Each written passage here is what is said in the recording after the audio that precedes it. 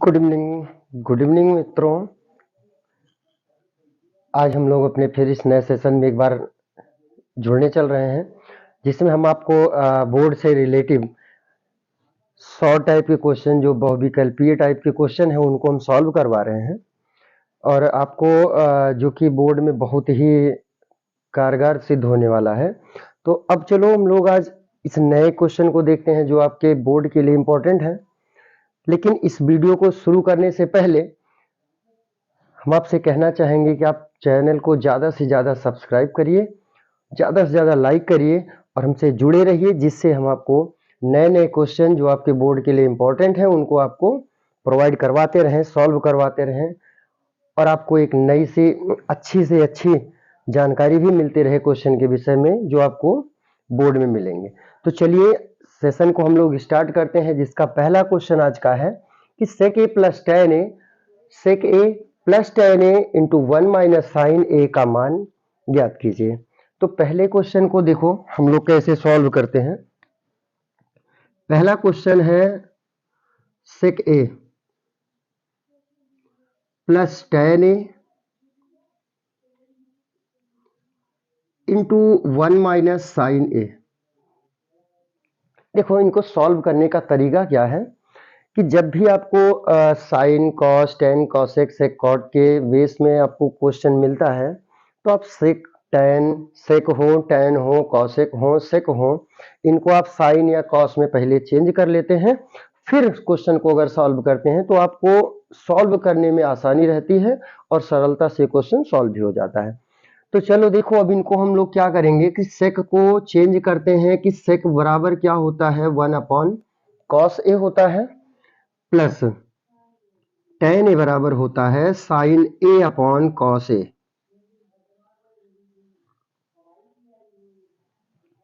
Into 1 minus sign ए, चूंकि already sign में दिया है इसलिए इनको हमको चेंज नहीं करना है। अब देखेंगे कि इनका हर क्या है, बराबर है। अगर हर बराबर है तो अंश को क्या करते हैं, जोड़ लेते हैं। तो 1 प्लस साइन ए को जोड़ेंगे तो आएगा 1 प्लस साइन ए और अपॉन में आएगा cos A into 1 minus sign ए। अब देखो इनको क्या करना है कि हमको अंश में देखो दोनों को गुणा करना है, और गुणा करते समय आप चाहे तो लेंदी गुणा करेंगे, नहीं तो आपको एक फॉर्मूला पता है जो आप लगातार पढ़ते आए हैं, A square minus B square is equal to होता है A minus B into A plus B होता है। ये फॉर्मूला पढ़ते आए हैं। अब यहाँ पे देखेंगे कि ए माइनस बी और इंटू ए प्लस बी रूप का दिया गया है, तो जब ए माइनस बी और ए प्लस बी का गुणा करते हैं तो क्या आता है, ए स्क्वायर माइनस बी स्क्वायर आता है। तो यहाँ पे 1 का स्क्वायर तो 1 होगा, माइनस और साइन का स्क्वायर हो जाएगा साइन स्क्वायर ए और अपॉन में आ जाएगा कॉस ए। अब 1 माइनस साइन स्क्वायर ए बराबर, ये तो फॉर्मूला आपका जनरल फॉर्मूला है कि 1 माइनस साइन स्क्वायर ए। देखो कहां से आता है कि फॉर्मूला है आपका sine square A plus cos square A is equal to होता है 1। साइन का पक्षांतर अगर इधर कर लेते हैं तो cos square A is equal to, sine को जब इधर लेके आएंगे तो ये हो जाएगा 1 माइनस साइन स्क्वायर ए, और 1 माइनस साइन स्क्वायर ए बराबर किसके हुआ, कॉस स्क्वायर ए। तो इसकी जगह पे जहां पे 1 माइनस साइन स्क्वायर ए हमको मिला है, क्या रखेंगे, कॉस स्क्वायर ए रखेंगे। अब इसका जब वैल्यू हम लोग कॉस स्क्वायर ए रखेंगे और बटे में आएगा कॉस ए, तो देखो कि कॉस से इसका एक कॉस कैंसिल होगा तो क्या बचेगा, कॉस ए बचेगा, जो कि इस क्वेश्चन का आंसर होगा। क्वेश्चन का स्क्रीनशॉट ले लेंगे आप लोग। अब आगे बढ़ेंगे हम लोग क्वेश्चन नंबर 2 पे। क्वेश्चन नंबर 2 कह रहा है कि 1 से 10 तक धनात्मक विषम संख्याओं का माध्य ज्ञात कीजिए। अब 1 से 10 तक की विषम संख्या, क्वेश्चन नंबर 2 है कि 1 से 10 तक धनात्मक विषम संख्या। तो विषम संख्या किनको कहते हैं, जिनको 2 से विभाजित करने पर पूर्णतः विभाज्य ना हो। तो 1 से 10 तक के बीच की विषम संख्या कौन कौन सी होगी, 1, 3, 5, 7 और 9।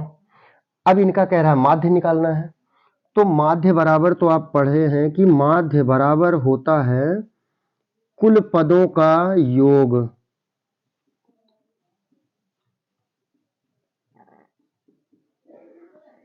और बटे में होता है पदों की संख्या।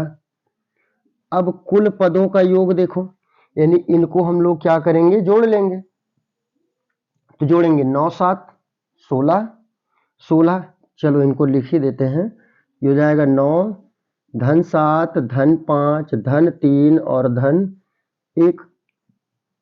बटे में देखो कुल कितनी संख्याएं हैं, 5 संख्याएं हैं, बटे में होगा 5। अब जोड़ेंगे 9 7 16, 16 5 21, 21 3 24, 24 और 1 25, बटे में 5। तो 5 से जब इसको भाग कर देंगे तो आंसर हमको क्या मिल जाएगा, 5 आ जाएगा। मीन्स 1 से 10 तक की विषम संख्याओं का जो माध्य है वो 5 है। अब आते हैं हम लोग क्वेश्चन नंबर 3 पे।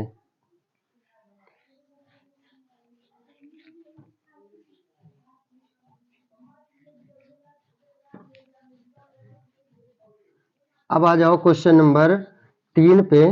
तो क्वेश्चन नंबर 3 क्या कह रहा है, क्वेश्चन नंबर 3 है कि 13 15 16 17 19 और 20 की माध्यिका ज्ञात कीजिए।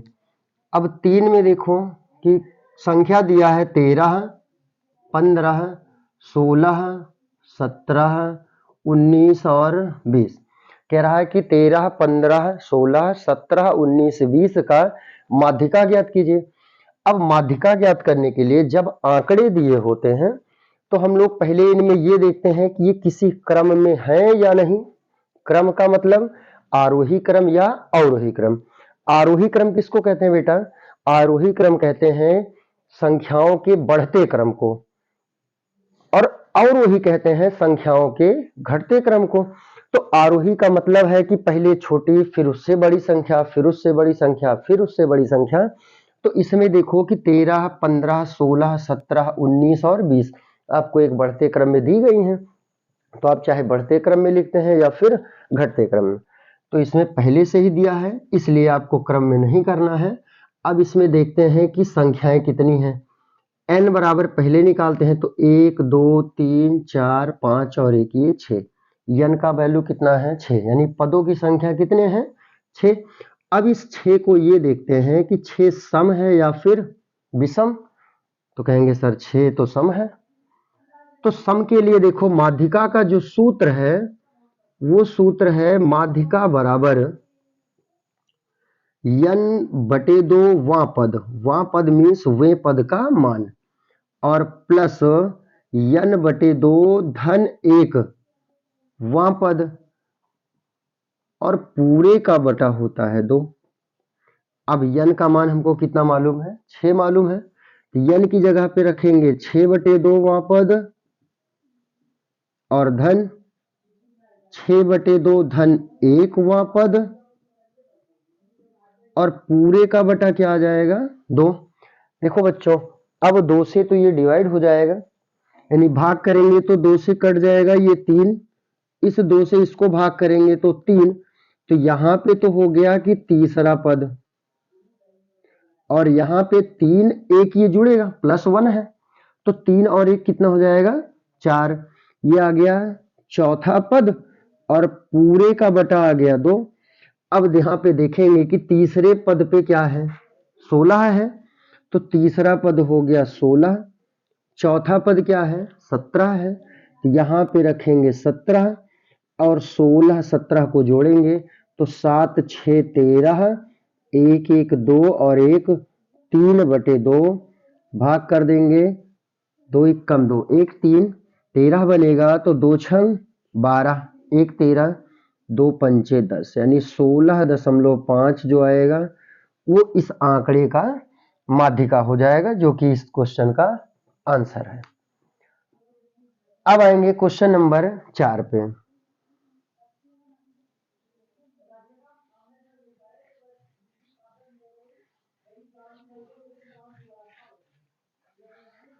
क्वेश्चन नंबर 4 कह रहा है कुछ प्रेक्षणों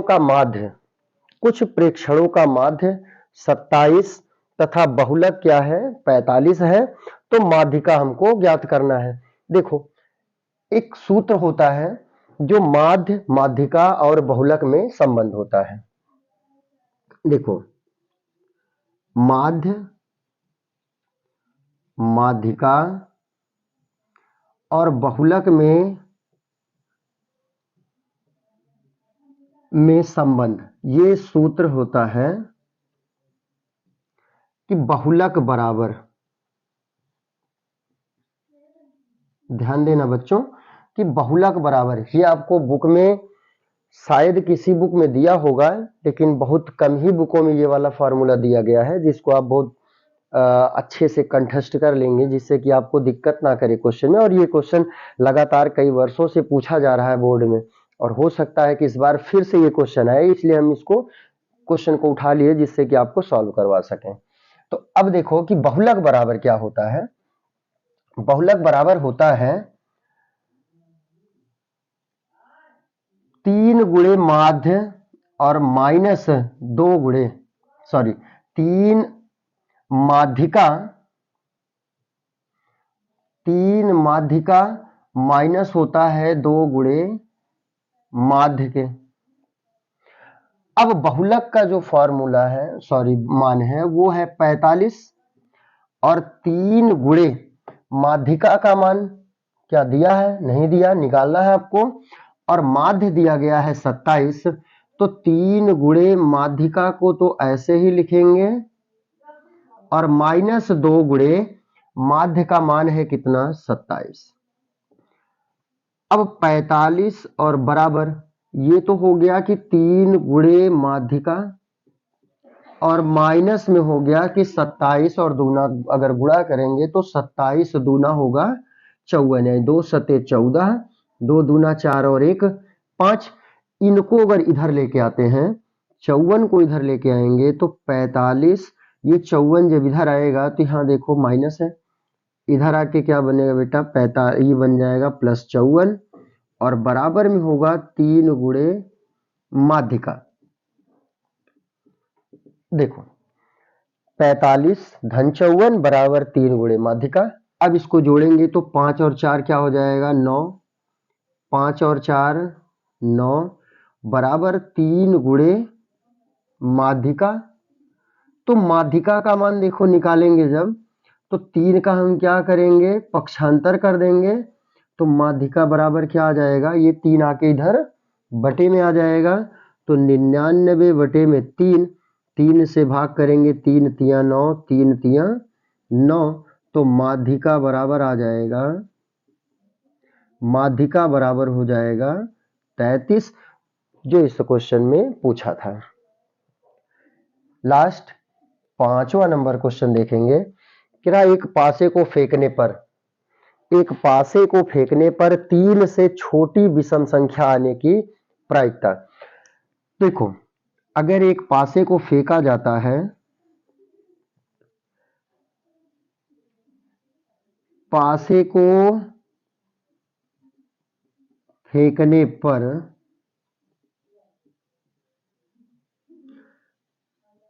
कुल संभव स्थितियां, कुल स्थितियां कितनी बनती हैं, कुल स्थितियां NS बराबर 1 2 3, कुल स्थितियां S बराबर 1 2 3 4 5 6। तो नंबर ऑफ S मीन्स होता है सैंपल स्पेस, या जिसको कहते हैं समष्टि प्रतिदर्श, या कहें कि उसकी कुल स्थितियां। तो कुल स्थितियां कितनी हैं 6 है। अब कह रहा है कि 3 से छोटी विषम संख्या, तो 3 से छोटी विषम संख्या, तो 3 से छोटी विषम संख्या क्या होती है, इसको बोलते हैं यानी। यानी का मतलब है नंबर ऑफ इवेंट, यानी किसी घटना के घटित होने की संख्या, घटना के घटित होने की संख्या। यानी जब हम पासे को फेंकते हैं तो पासे पे कुल अंक कितने होते हैं 6, लेकिन जब फेंकें तो कह रहा है कि छोटी संख्या किससे होनी चाहिए 3 से, और कैसी होनी चाहिए विषम संख्या होनी चाहिए। तो 3 से छोटी विषम संख्या सिर्फ 1 है, क्योंकि 3 से छोटी संख्याएं 2 होंगी, एक 1 होगा और दूसरा 2। लेकिन उसमें कहा कि विषम संख्या, तो विषम संख्या कितनी होंगी, 1 होगी, यानी n बराबर होगा 1। तो प्रायिकता निकालेंगे, प्रायिकता बराबर किसी घटना के घटित होने की प्रायिकता Pe बराबर होता है Ne अपॉन Ns। तो Ne का मतलब घटना के घटित होने की संख्या 1 है और कुल संख्या कितनी है, 6 है। तो यानी प्रायिकता इसकी कितनी हो जाएगी, Pe बराबर Ne अपॉन Ns, या Ne का मान 1 और Ns बराबर हो जाएगा 6। तो 3 से छोटी विषम संख्या आने की प्रायिकता हो जाएगी 1/6। और इसी क्वेश्चन के साथ हम लोग अपने इस सेशन को विराम देंगे। तो आप लोग वीडियो को देखते रहेंगे, पसंद आता है तो सब्सक्राइब करेंगे, लाइक करेंगे, और अगले सेशन में हम लोग अब नेक्स्ट डे मिलेंगे फिर से। थैंक यू, धन्यवाद।